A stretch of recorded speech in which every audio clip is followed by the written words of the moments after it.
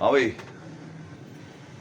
Pakistan versus England super 8 सबसे बड़ा encounter Pakistan की टीम के लिए। प्लेइंग 11 क्या होगी नहीं पता। सलमान अली आगा का भी नहीं पता। बारिश हो रही होती बैटिंग कर लेते हो। न्यूजीलैंड के खिलाफ जो होने वाला मैच था वो तो एक एक पॉइंट से निकल लिया, मगर ये कि उसके बाद जो फैसला था उसके ऊपर लोगों ने बजाई ठीक ठाक। सलमान अली आगा और माइक हेसन की, वैसे माइक हेसन की भी कुछ ना कुछ गलती है साली की। ऐसी चिरांदे कर रहा है वो, ऐसी प्लानिंग नजर आ रही है। जो कम्बिनेशन पाकिस्तान का न्यूजीलैंड के अगेंस्ट था उसके ऊपर आप कह सकते हैं कि प्लेइंग 11 में नसीब शाह का होना बनता था।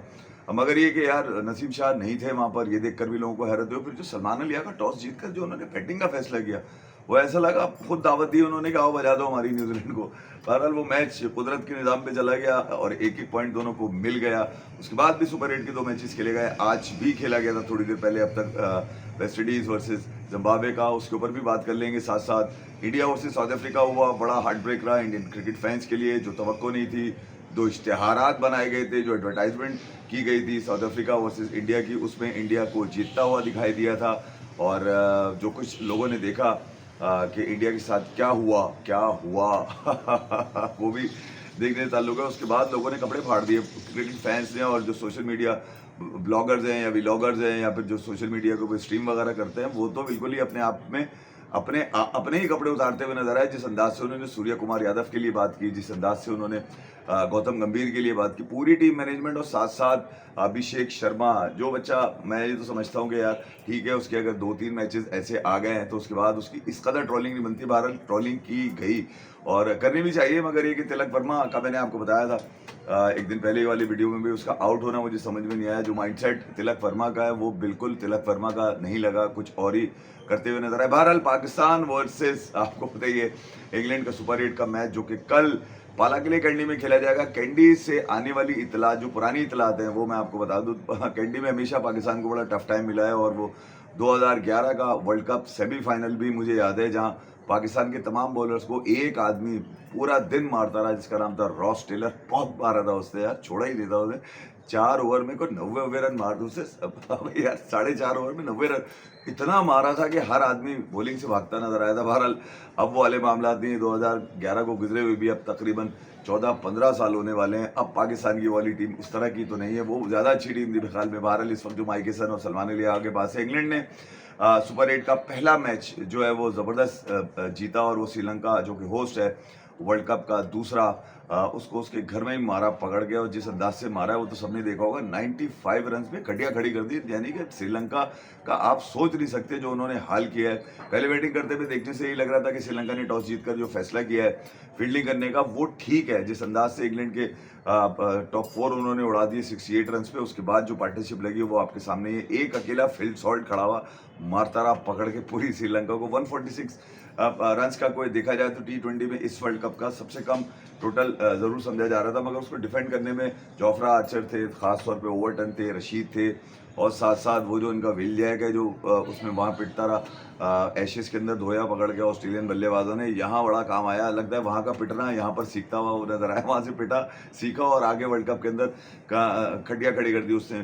श्रीलंका के ऊपर जो आफत बन के बरसा, जो वही खासतौर पर विल जैक और जोफ्रा आर्चर, यानी कि इंडिया में होने वाले मैचेस जो उन्होंने खेले हैं, जहाँ नेपाल से बड़ी मुश्किल से वो निकल कर आया। कितना मारा था नेपाली ने पकड़ के इसको, 2-2 छक्के इसको 20-22 रन इसके ओवर के अंदर ले रहे थे जोफ्रा आर्चर। वहाँ से पिटने के बाद जब कोलंबो आते हैं तो बिल्कुल ही डिफरेंट मोड में नजर आते हैं। 145 प्लस बॉल करते नजर आए वो श्रीलंकन बल्लेबाजों को। खेलना बड़ा मुश्किल हो गया। गो के विकेटें जरा उनकी कम थी, 4 ओवर 17 रन और 2 विकेट। यही वो मुश्किलात थी जो टॉप ऑर्डर की श्रीलंका को मिली, जहाँ 33 for 4 और फिर उसके बाद श्रीलंका कहीं ना कहीं खड़ा नजर नहीं आया। 100 रन के अंदर 95 रन पे उन्होंने श्रीलंका को पैक कर दिया। यानी कि जब श्रीलंका जो एक आखिरी मैच अपना ग्रुप स्टेज का हारा था जिम्बाब्वे के खिलाफ, उसके बाद श्रीलंका की ये जो शिकस्त है, ये बड़ी शिकस्त कही जा रही है। यकीनन श्रीलंका ने भी कहीं ना कहीं अपने आप को अब सुपर 8 में खड़ा करना होगा। सुपर 8 के इस ग्रुप में जहाँ पे श्रीलंका, जहाँ पे इंग्लैंड, जहाँ पे न्यूजीलैंड और पाकिस्तान है, वहीं कल पाकिस्तान और इंग्लैंड का ये जो मैच खेला जाएगा सुपर 8 का, ये कहा जा रहा है कि यार पाकिस्तान के लिए तो ये सेमीफाइनल बर्थ होगी अगर ये पाकिस्तान सॉरी इंग्लैंड को अगर ये मैच मार देता। और जहां तक मेरी इतला दी है कि पाकिस्तान की जो प्लेइंग 11 है उसको लेकर काफ़ी गुफ्तगू आज भी हुई, आज प्रैक्टिस भी की, लड़कों ने आपस में अंडरस्टैंडिंग भी दिखाई, कुछ बॉलर से अपनी कुछ बॉलर्स ने अपना नेट भी किया।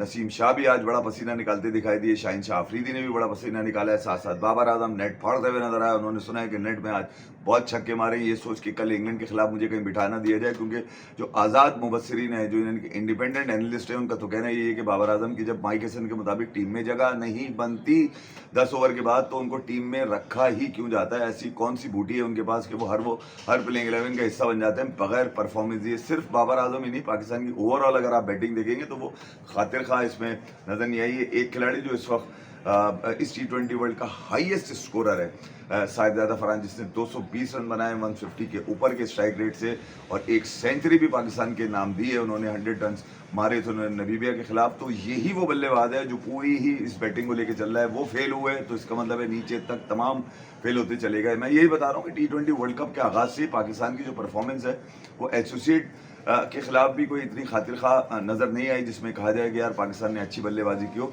बॉलिंग के अंदर पाकिस्तान के पास जरूर दमखम है, और जहाँ पे उस्मान तारिक हैं, जहाँ अबरार हैं, और जहाँ पे साइम अयूब हैं। स्पिन डिपार्टमेंट में खासतौर पे शादाब भी लेग स्पिन करते हैं, वो भी ज़बरदस्त परफॉर्मेंसेज उन्होंने 2 मैचेस में तो बड़ी ज़बरदस्त परफॉर्मेंस दी है। बैटिंग में भी वो कहीं ना कहीं कंट्रीब्यूट करते हुए नज़र आते हैं। बैटिंग भी अच्छी कर लेते हैं, 20-22 बॉलों के ऊपर 40-40 रन मार देते हैं। वो ऐसा नहीं है कि शादाब खान बैटिंग अच्छी नहीं करता, मगर बॉलिंग को लेकर जो आज़ाद उम्मीदवार हैं, आज़ाद एनालिस्ट जो उनका कहना यही है कि भैया ये बड़ी सेटिंग से आया हुआ है। मैं आपको नाम ही बताऊंगा, कौन लोग जो हैं शादाब खान के ऊपर ज़्यादा तनकीद करते नजर आते हैं। हालांकि अगर देखा जाए तो अगर कल इंग्लैंड के खिलाफ जो पाकिस्तान की कंपोजिशन बनी, क्योंकि मैं ये बता दूं कि इंग्लैंड की जानिब से अब तक जो बल्लेबाज हैं, खान में टॉम बेंटम हुए या फिल सॉल्ट हुए, वहीं से कुछ, या सैम करन हुए, उनके ही कुछ रन्स आते हैं तो कुछ रन्स बनते हैं, वरना हैरी ब्रूक वगैरह के पास से तो रन्स बिल्कुल आ ही नहीं रहे हैं। मतलब विल जैक भी आप स्पिन में चले, वरना इंडिया में तो वो भी ठुक रहे थे। तो जॉस बटलर जो उनका टॉप ऑर्डर प्लेयर है, उसकी कोई इनिंग नहीं आई है। ऐसा ना हो कि कल वो तिगनीकर नाच न जाते, हर बॉलर को धोए पकड़ के वो जब मारता है तो बहुत ही बुरा मारता हुआ नजर आ रहा होता है। और मैं यही कह रहा हूँ कि जॉस बटलर की इस फॉर्म का फायदा उठाने के लिए पाकिस्तान को कल अपनी बॉलिंग ऑप्शंस बड़े स्मार्टली लेने पड़ेंगे, और यकीनन यही वो मौका है जहां पाकिस्तान इंग्लैंड को मार दे। इंग्लैंड क्योंकि सुपर 8 का एक मैच श्रीलंका के खिलाफ जीत चुका है, पाकिस्तान अगर मारता है इसको इंग्लैंड को तो इस सुपर 8 ग्रुप में टॉप पर आ जाएगा पाकिस्तान। 1 पॉइंट न्यूजीलैंड के खिलाफ मिला हुआ है, और इंग्लैंड को मार के पाकिस्तान की एटलीस्ट सेमीफाइनल बर्थ के चांसेस 99.99% कन्फर्म हो जाएंगे। पाकिस्तान की प्लेइंग 11 को लेकर यकीनन सलमान अली आगा पे कहीं ना कहीं प्रेशर तो होगा, और जो कुछ न्यूजीलैंड के खिलाफ उन्होंने प्लेइंग 11 डाली थी उसको लेकर भी लोगों ने कहा था। मगर कल इंग्लैंड के अगेंस्ट पाकिस्तान की प्लेइंग 11, क्योंकि इंग्लैंड अपने पेसर्स के ऊपर जाएगा, ओवरटन है, साथ साथ ये जोफ्रा आर्चर हैं, जिनका आपने देख लिया होगा जिस अंदाज से उन्होंने श्रीलंका का परख चौड़ा दिए। विकेटें ज़्यादा नहीं है, मगर 2 विकेटों के अलावा उन्होंने जो श्रीलंका का टॉप ऑर्डर है उसको टिकने नहीं दिया। कुशल पेरेरा हैं, वो हो गए, साथ साथ नीचे पतुम निसांका थे, फिर उसके बाद कुशल मेंडिस, कमिंदो मेंडिस और दसुन शनाका। मतलब आप अंदाज़ा लगाइए कि श्रीलंका की एक मजबूत बैटिंग को भी जोफ्रा आर्चर ने बड़ा मुश्किल कर दिया। उनके 4 ओवर खेलने मुश्किल होते हुए नजर आए थे। तो जोफ्रा आर्चर के काउंटर करने के लिए यकीनन कहीं ना कहीं पाकिस्तान की कल बैटिंग तो बहुत ज़रूरी है। इसीलिए बैटिंग के अंदर अगर आप देखेंगे, साहिबजादा फरहान है, साइम अयूब है, सलमान अली आगा हैं।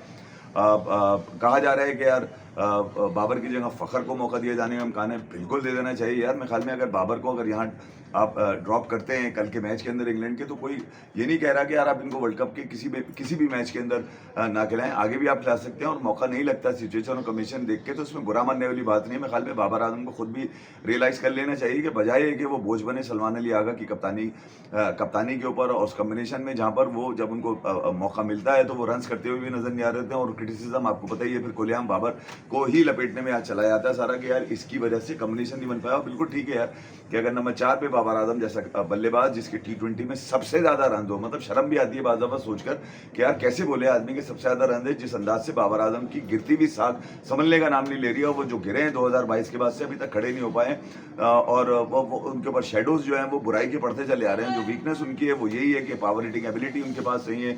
100 के स्ट्राइक रेट से वो ओपन करते नजर आए, तो इसलिए माइक हेसन भी 3 दिन पहले उनके बारे में जो कुछ गुलफिशानी कर चुके हैं वो आज तक डिस्कस की जा रही है कि आखिर एक ही खिलाड़ी के पीछे पूरी टीम का कॉम्बिनेशन क्यों या बैलेंस खराब क्यों होता जा रहा है। बिल्कुल ठीक है कि बाबर आजम अगर नंबर 4 के बल्लेबाज नहीं है तो वहाँ फ़खर जमा जो कि अब तक बेंच की जीनत बने में, ऐसा लग रहा है कि वो तालियां बजाने के लिए, पानी पिलाने के लिए गए हैं। तो बेहतर ये होगा कि कल फ़खर जमा को 4 नंबर के ऊपर, और फिर उसके बाद उस्मान है, आपने उनको तो खिलाना ही है, विकेट कीपर बल्लेबाज हैं, उन्होंने इंडिया के खिलाफ एक ज़बरदस्त इनिंग भी खेली थी, बड़ी इनिंग उसी की आई थी उनकी 44 रन की। तो उस्मान है, फिर नवाज है, और फिर फ़हीम अशरफ के बारे में भी कहा जा रहा है उनको बिठाकर अबरार को मौका दे दिया जाए। कुछ लोग तो इस उसमें भी हैं कि कहीं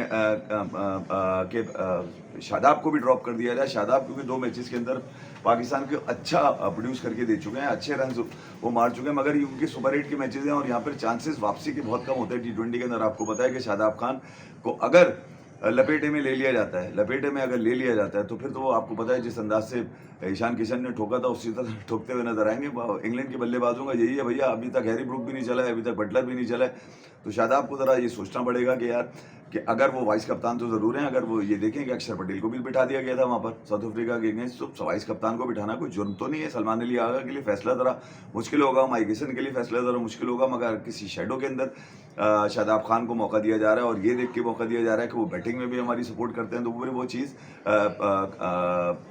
जो मैनेजमेंट है उसको सोचनी चाहिए कि इस वक्त जो अवामी राय है, जो एक आज़ाद राय है, वो यही कह रही है कि यार कि शादाब खान को भी अगर इंग्लैंड के अगेंस्ट, सिर्फ इंग्लैंड के अगेंस्ट अगर कोशिश की जाए कि यार वहाँ पे किसी तरह ख्वाजा नाफे को ऐड कर लिया जाए, एस बैटिंग में फ़हीम को बिठा के अबरार को ले लिया जाए तो बेहतर होगा मेरे ख्याल में। यार पाकिस्तान की कल जो बॉलिंग ऑप्शन है, देखिए यार बैटिंग में तो पाकिस्तान ने स्ट्रगल की है और आगे भी करता हुआ नजर आएगा। आपको ये मैं नहीं कह सकता कि यार एकदम से एक दिन के अंदर तमाम चीज़ें जो है वो ठीक हो जाएंगी, मगर ये कि कल अगर पाकिस्तान ने अपनी बॉलिंग पे कंप्रोमाइज़ किया तो बड़ा मुश्किल होता हुआ नजर आ रहा है, क्योंकि पाकिस्तान के पास अगर देखा जाए तो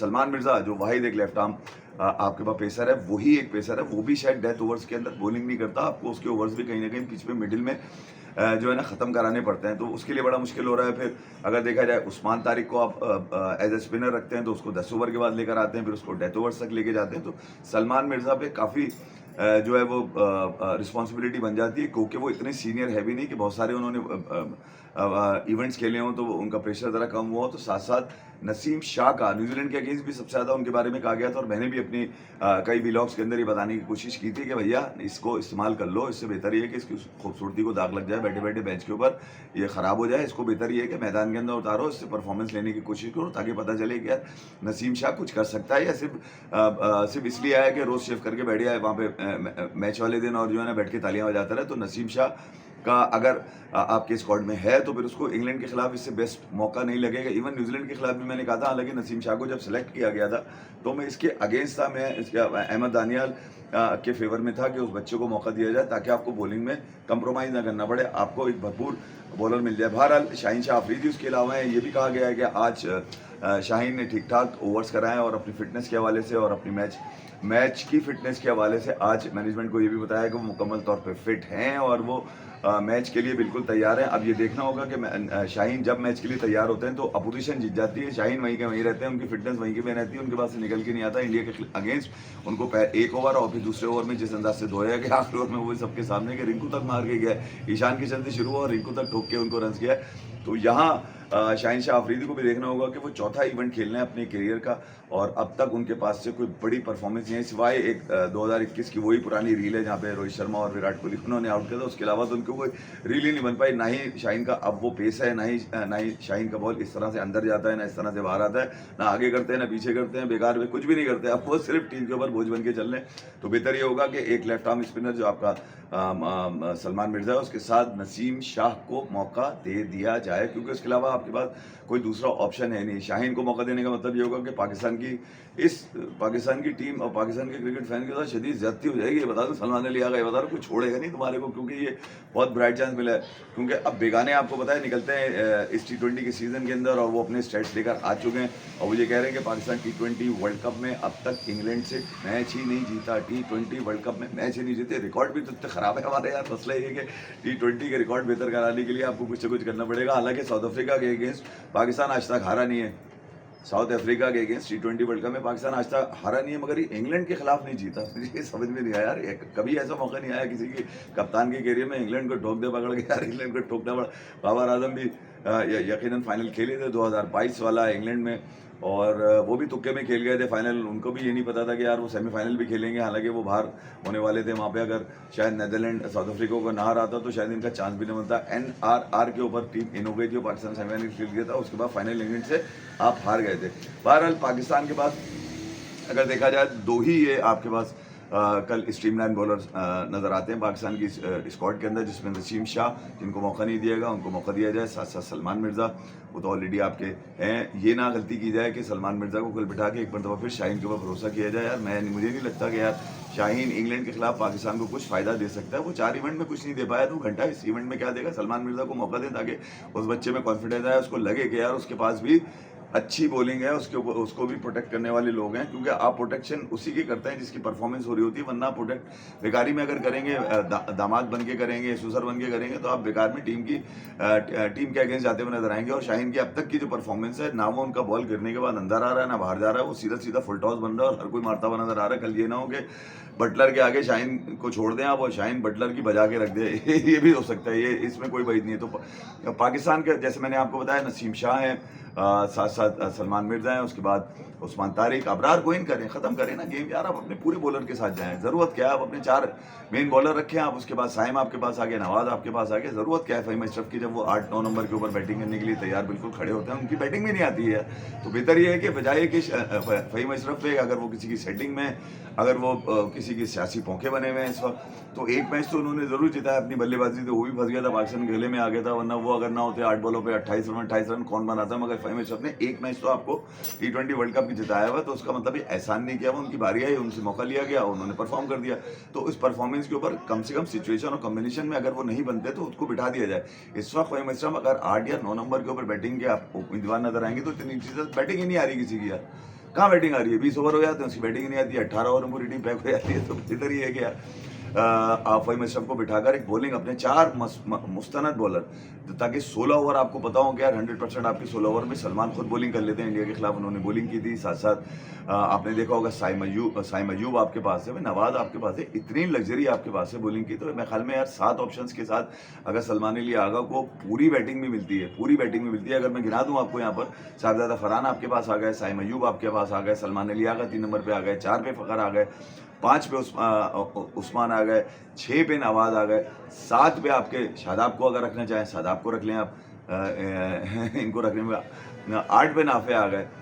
उसके बाद अब ये नाफे को अगर आप शादाब को इन कर रहे हैं यहाँ पर, तो फिर आपको अबरार को बिठाना पड़ेगा। बेहतर ये है कि अबरार और शादाब, मैं तो बोलूँगा यार अबरार बेहतर रहेगा। बेहतर ये है कि 7 पे नाफे आ जाएँ, 8 पे अबरार आ गए, 9 पे आपके क्या कहते हैं उस्मान तारिक आ गए, 10 पे नसीम आ गए और 11 पे आपके सलमान मिर्ज़ा आ गए। ये बेस्ट 11 पाकिस्तान की इंग्लैंड के खिलाफ बनेगी, क्योंकि इंग्लैंड जिस मूड में इस वक्त श्रीलंका के अंदर नज़र आया है पहले मैच के अंदर, वो बड़ा खूंखार मूड है उनका। और वो जिस अंदाज से उन्होंने मैच को अपने हाथों में लिया है, एक तो मुश्किल कंडीशन में उन्होंने बैटिंग करी, बड़ी मुश्किल से स्ट्रगल करते हुए 60 रन के पर जब 4 थे, तो वहाँ से उन्होंने इनिंग्स को बिल्ड किया। एक अकेला फील्ड शॉट जो है ना, वो 146 तक की टारगेट तक लेके जाता हुआ नजर आया। एक बल्लेबाज ही बहुत है यार आपका, अगर देखा जाए तो फील्ड शॉट को अगर साहिदा फरहान को देखें तो यही टीम के लिए लड़ते हुए नजर आए थे श्रीलंका के अगेंस्ट। जिस अंदाज से उनकी बॉलिंग ने परफॉर्मेंस दी है वो सबसे कमाल है। ओवरटर्न हो गया, उसके जोफ्रा आर्चर हो गया, फिर उसके बाद आपने देखो राशिद हो गए, और फिर उनके विल जैक्स जो थे वो, मतलब अब सैम करन ने तो शायद बॉलिंग भी इतनी नहीं की। तो यहाँ आपने इंग्लैंड को अगर टफ टाइम देना है, और उनके जो सोए हुए बल्लेबाज हैं हैरी ब्रूक और वो क्या क्या कहते हैं बटलर, ये लोग ने ब्रूक और बटलर बिल्कुल नहीं चलना है। ये ना हो कि पाकिस्तान के अगेंस्ट ये अपने खाते खोलते हैं और ठीक ठाक खाते खोलते हैं। तो बेहतर ये है कि शाहीन को उस दिन होटल में सोने दिया जाए, कल बिल्कुल सोता हुआ छोड़ के सलमान अली आगा को निकल जाना चाहिए वहाँ से, और साथ में नसीम को ले लिया जाए सलमान मिर्ज़ा के। तो बेस्ट पाकिस्तान की प्लेइंग 11 इंग्लैंड के अगेंस्ट मुझे यही नज़र आ रही है। देखिए यहाँ रिकॉर्ड्स बनने के लिए ही होते हैं आज तक। अगर पाकिस्तान का रिकॉर्ड ख़राब है इंग्लैंड के अगेंस्ट T20 वर्ल्ड कप के अंदर, तो ये कहना कि यार पाकिस्तान शायद नहीं जीत सकता या पाकिस्तान कभी जीता नहीं है, तो फिर ये तो पुरानी बात हो गई। गिवन डे के ऊपर देखा जाए तो पाकिस्तान अगर अपनी बेस्ट प्लेइंग 11, जो कि सलमान अली आगा पे मुझे एतमाद है कि यार वो ऐसा नहीं है कि सलमान अली आगा जो है वो ये नहीं सोचते होंगे कि यार इस वक्त मेरे पास ऑप्शंस क्या हैं। डेफिनेटली ऑप्शंस उनके पास हैं, और अगले अगेंस्ट इंग्लैंड यही वो मौका है पाकिस्तान का जब पाकिस्तान की क्रिकेट टीम को किसी ने रेट नहीं किया था। इवन मैं भी अगर यूँ कहूँ, मैं सिर्फ सलमान अली आगा को देखकर ये कहा करता था कि यार पाकिस्तान में कम से कम बाबर आजम, शाहीन, शादाब और रिजवान के बाद अगर कोई सेंसिबल कप्तान पाकिस्तान की टीम ने मैनेजमेंट ने रखा है तो सलमान अली आगा को रखा है। हालांकि उनका T20 में देखा जाए तो कोई मिजाज बनता नहीं है, ना ही वो पहले खेलते थे T20, ना ही वो किसी टीम का हिस्सा रहे हैं। तो अब T20 के अंदर उनको कप्तान बनाया गया। 1 साल में उनकी जो परफॉर्मेंस नजर आई, वो टीम को देखकर बताया मैंने कि सलमान अली आगा अगर गेम को अच्छा सेंस करते हैं, रीड करते हैं, स्मेल करते हैं सिचुएशन को बहुत अच्छा, तो उनको फिर अपनी इस मास्टरपीस के साथ पाकिस्तान को मैचेस जिताने चाहिए। गिर पड़ के पाकिस्तान आखिरकार इस सुपर 8 का हिस्सा बना और इस गिरने पड़ने में कई लोगों को मैंने सुना कि यार उन्होंने जिस अंदाज से पाकिस्तान को डिग्रेड करने की, खास तौर पे क्रिकेट के अंदर, आपकी क्रिकेट अच्छी नहीं है बिल्कुल, मैं तो हमेशा से घंटा बजाता हूँ, मैंने कभी नहीं छोड़ा इनको कि यार मैं कोई बात छुपा लूँ या कोई बात दबा लूँ या पैम्पर करने की कोशिश करूँ। मैं जैसी जो जहाँ की बात होती है वहाँ मुंह के ऊपर कर देता हूँ, मैं मारता हूँ घंटे के ऊपर, सीधी सी बात है। मगर सलमान अली आगा ने बहुत कम मुझे मौका दिया इस T20 वर्ल्ड कप में, सिवाय USA वाले मैच के, जहाँ पर यकीनन पाकिस्तान की जो परफॉर्मेंस थी मुझे समझ में नहीं आया। नबीबिया और नीदरलैंड के खिलाफ तो फिर भी आप थोड़े से बेहतर नजर आए थे। इंडिया के अगेंस्ट जब आप टॉप टीम से खेलते हैं तो यकीनन आप अंडर प्रेशर होते हैं। वहाँ पर आपको ये कहा जाए कि आपने बुरा परफॉर्म किया तो यार 61 रन से शिकस्त तो बहुत होती है, 114 रन के ऊपर आप आउट होकर चले गए। मगर सलमान अली आगा क्योंकि वर्ल्ड चैंपियंस के अगेंस्ट खेल रहे थे, वो डिफेंडिंग चैंपियन भी है, ये वर्ल्ड कप इंडिया डिफेंड भी कर रहा है, तो अगर आपकी शिकस्त थी तो मान ली मैंने कि यार आप वर्ल्ड चैंपियंस के अगेंस्ट आ रहे हैं। मगर जो पिछले 3 मैचेस पाकिस्तान ने खेले वो भी गिर पड़ के पाकिस्तान जीता हुआ नजर आया। तो अब सुपर 8 के मरहले में जहाँ न्यूजीलैंड वाला मैच आपको धुल के 1 पॉइंट मिल चुका है, वहां पर आपके पास इंग्लैंड को मारने का बेहतरीन मौका है सलमान अली आगा के पास।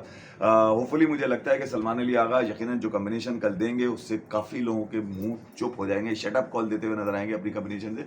पाकिस्तान अगर अपनी बेस्ट प्लेइंग 11 कल लेके उतरेगा तो इंग्लैंड के डालेगा उस वक्त तक डाले निकालेगा जब तक इंग्लैंड माफ़ी ना मांग ले कि यार गलती हो गई, श्रीलंका को हमने 95 पे मार दिया, तुम्हें मारना मुश्किल है, तुमने अपना रिकॉर्ड आज बना दिया, हमारी मार दी है। ये अल्फाज याद रखिए, कल मेरे हो सकता है क्लिप बना के मैं आपको खुद भी डाल दूं कि इंग्लैंड को इस मरतबा सलमान अली आगा छोड़ने वाला नहीं है। कल का सुपर 8 पाकिस्तान, मुझे यकीन है कि सलमान अली आगे कप्तानी के अंदर बम बूट डाल के निकाल देगा, इंग्लैंड के ऐसी की तैसी कर देगा।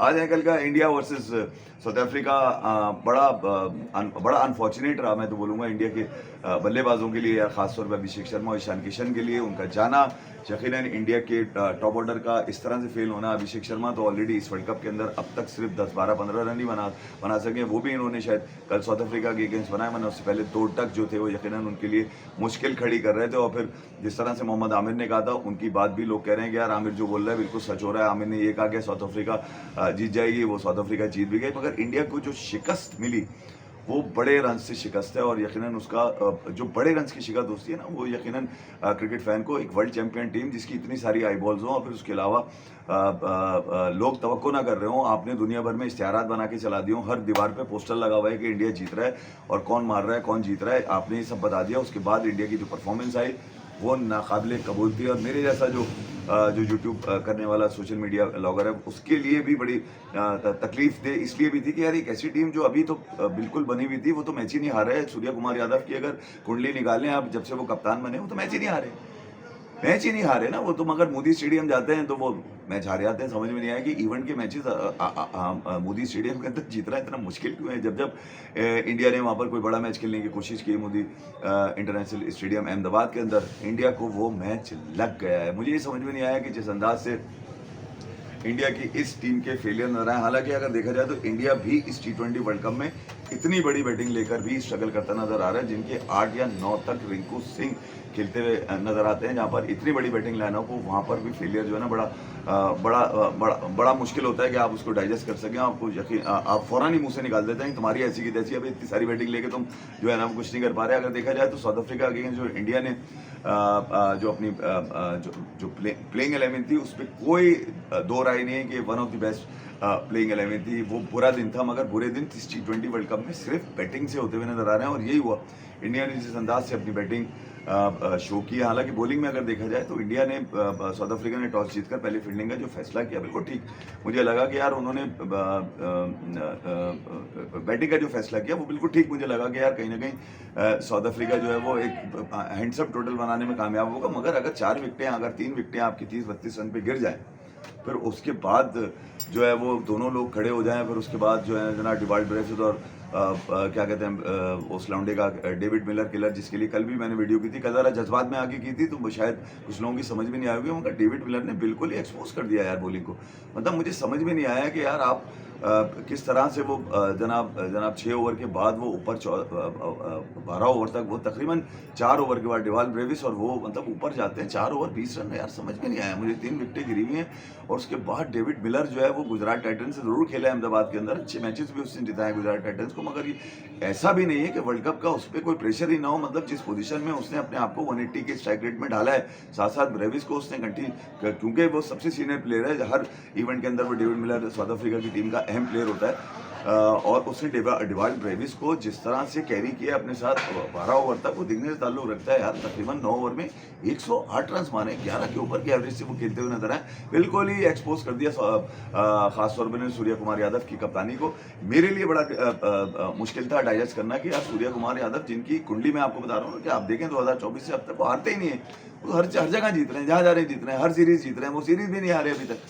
तो जहाँ कप्तान की इतनी पावर्स हों कि यार वो किसी भी अपोजिशन को अपनी कम्बिनेशन से डरा दे, धमका दे।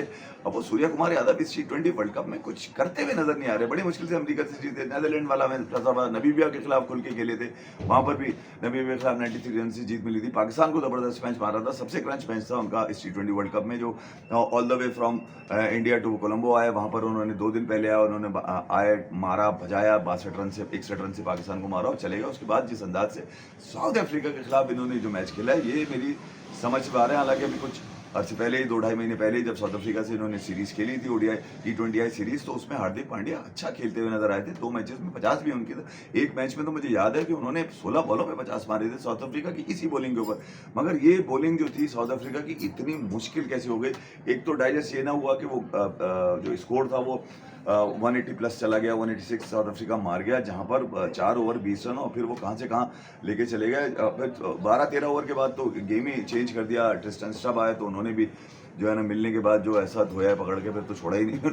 फिर तो क्या हार्दिक पांड्या, क्या मतलब वरुण चक्रवर्ती और बुमराह को अगर सिवाय क्या नाम है यार, बुमराह एक बॉलर ऐसा था, और अर्शदीप, जिसको थोड़ा बहुत रिस्पेक्ट दिया, शायद कंडीशन उनको सूट कर रही थी। अर्शदीप का बॉल भी अच्छा जा रहा था, बुमराह का भी अच्छा जा रहा था। मेरा एक सवाल है यार, आपने ओवर रोके हुए थे, बीच में आपने ओवर क्यों ना करवाया? 10 ओवर के बाद आप बुमराह को या फिर अर्शदीप को बॉल कर एक ओवर करवा के देख लेते ना यार, कम से कम वो विकेट आ जाती जो आपको नुकसान दे के गई। वो नुकसान जो है नहीं भर सका। मगर 186 को चेस करते हुए इंडिया की टीम यार, इंडिया जैसी टीम यार, इतने रन से हार जाए, ये डाइजेस्ट नहीं है। 111 रन पे पैक हो गया, ऑल आउट 111 रन पे, ये समझ में नहीं। इतनी बड़ी बैटिंग रख के फायदा क्या हुआ? मतलब दीवारें चील लग रही थी, वॉल ऑफ चाइना लग रही। इतनी बड़ी बैटिंग है, खत्म ही नहीं हो रही है रिंकू तक आते। क्या परफॉर्मेंस थी यार, बड़ा सवालात उठा के चली गई।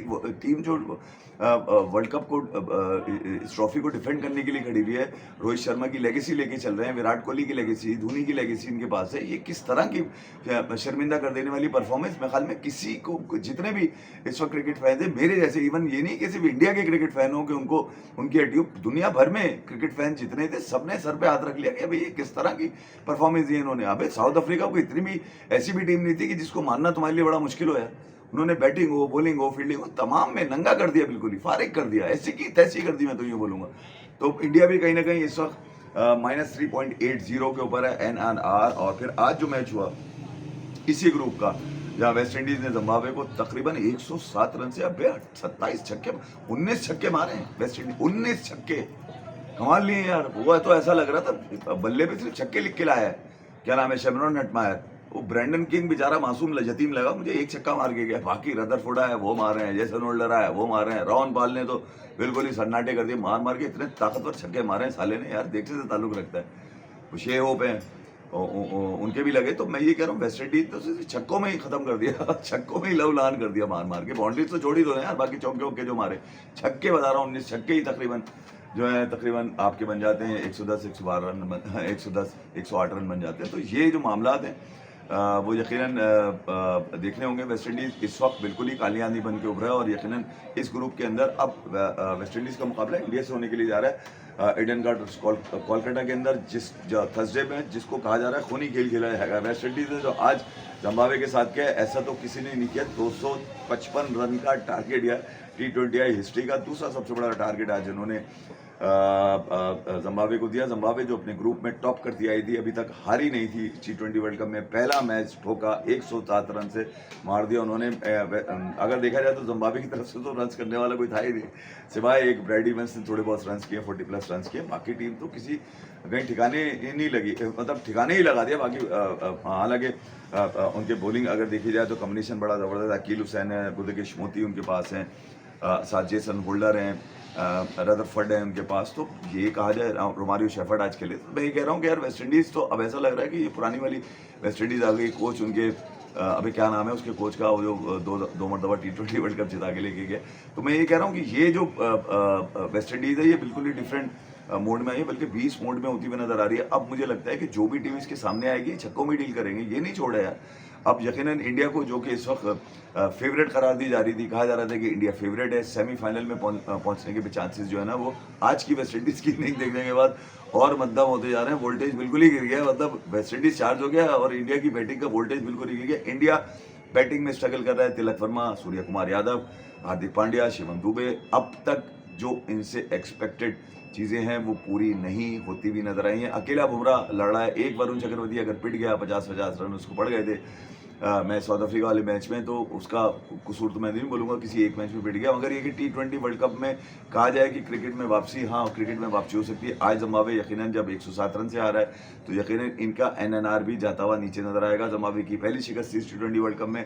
यकीनन इंडिया अपने बकिया 2 मैचेस, जो कि वेस्ट इंडीज़ और एक जिम्बाब्वे से खेलना है, यकीनन बड़े अहम मैचेस होंगे। किस तरह से बड़ी टीम वापसी बड़ी जल्दी करती है और इनके लिए बड़ा मुश्किलात होती हैं, उस टीम के लिए बड़ी मुश्किलात होती हैं जो बिल्कुल ही गिरी हुई हो। मगर इंडिया की ये टीम जो कि पूरा आउटफिट कहा जाता है, T20 world cup best package कहा जाता है कि ये सेमीफाइनल और फिर फाइनल के कंटेस्टेंट हैं, इनके लिए बेस्ट टाइम है कि अब आने वाले 2 मैचेस में वेस्ट इंडीज़ को ठिकाने लगाएं, जिस तरह वेस्ट इंडीज़ ने मारा और फिर उसके बाद जिम्बाब्वे को ठिकाने लगाएं, साउथ अफ्रीका।